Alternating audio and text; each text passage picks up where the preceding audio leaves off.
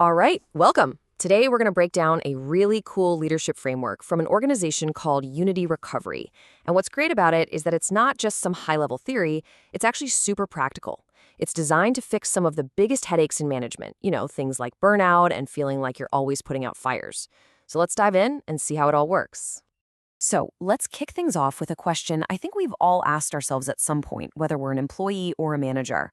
Why is it so hard to find really good supportive leadership? It's a feeling that can lead to so much frustration and disengagement, and it usually points to some deeper systemic problems. And that's exactly what we're going to get into today. And those problems, they show up in ways that are just exhausting. You see it all the time. Staff burnout because no one's clear on expectations. Leaders who spend their entire day just reacting and firefighting, never getting to the important stuff. And you feel this growing disconnect between what the company says it's about and what it's actually like to work there.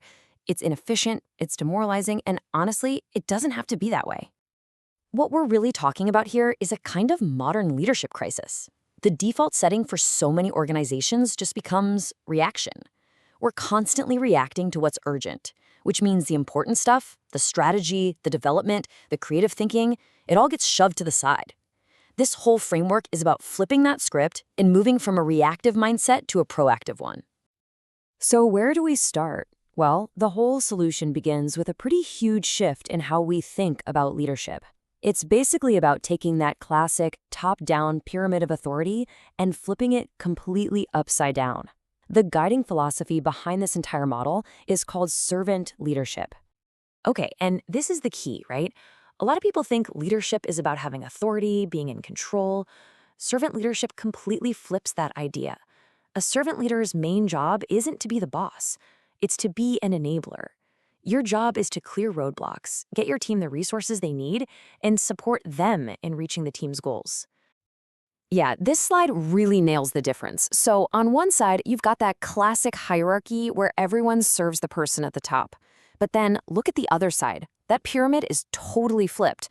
The leader is now at the bottom, providing the support for the entire team.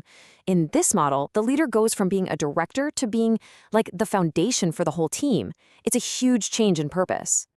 Okay, so having a great philosophy is one thing, but how do you actually do it? How does this stuff show up in your day-to-day work, in your weekly meetings? This is where the Unity Recovery model gets really smart. It's built on this super practical structure. 3 distinct pillars of supervision. Because here's the thing, this model gets that you're not just managing a set of tasks, you're supporting a whole person. An employee has goals, they have stress, they have ambitions. You can't just talk about deadlines and deliverables all day and expect people to thrive or grow. It takes a much more complete approach. The whole system is built on these 3 pillars, and they're distinct, but they're also totally interconnected. When you use them together, you create this incredible support system for every single person on your team. Let's break them down one by one. So, pillar number 1 is administrative. I like to think of this as the what of the job. This is the nuts and bolts. Are we hitting our goals? Are we on track with our KPIs? Is everyone following the right procedures? It's all about making sure the work actually gets done effectively and with real clarity. Okay, pillar number 2, emotional supervision. So if administrative was the what, this is all about the who.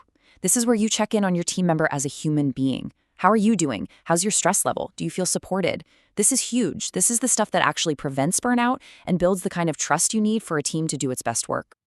And that brings us to pillar number 3, developmental. This is the where are we going next pillar. It's all about investing in a person's future. It's mentoring, it's talking about career paths, it's helping them build new skills. And this is so much more than just a nice to have. This is how you build your future leaders and keep your best people from walking out the door. And check out this quote, because it perfectly shows how this works in a real conversation. A manager sees an administrative problem. Deadlines are being missed. But instead of just saying, work faster, they open up a real dialogue.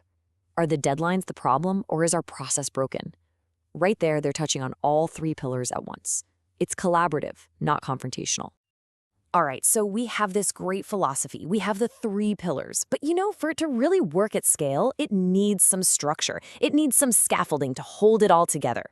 And that's where practical, repeatable tools come in to make sure everyone is on the same page. Let's just take project management. When you have a clear process like this, all that chaotic energy just disappears. Every single project follows this simple, logical path. First, you define the goal. Then, you break it down into smaller tasks. You assign who owns what, and finally, you track it. It sounds simple, but this kind of structure builds accountability right into the process. Okay, so let's put it all together. You take the servant leadership mindset, you combine it with the 3 pillars of supervision, and you support it all with structured tools. What's the end game here? Well, it's not just about projects running smoother. It's about a real, fundamental shift in your entire culture. And the outcomes? They're huge. You end up with a team that's way more engaged because, well, they feel seen and supported. You build a culture where people solve problems before they become fires. And this is the big one. You slash burnout, and you build a sustainable pipeline of future leaders who already know how to lead in this supportive, effective way. At the end of the day, this framework from Unity Recovery isn't just a theory. It's a really clear, actionable roadmap for a more human and a more effective way to lead. And it leaves us with a really powerful question to think about in our own workplaces. What would change, really change, if every single leader saw their primary job not as being in charge, but as being in service to their team's success?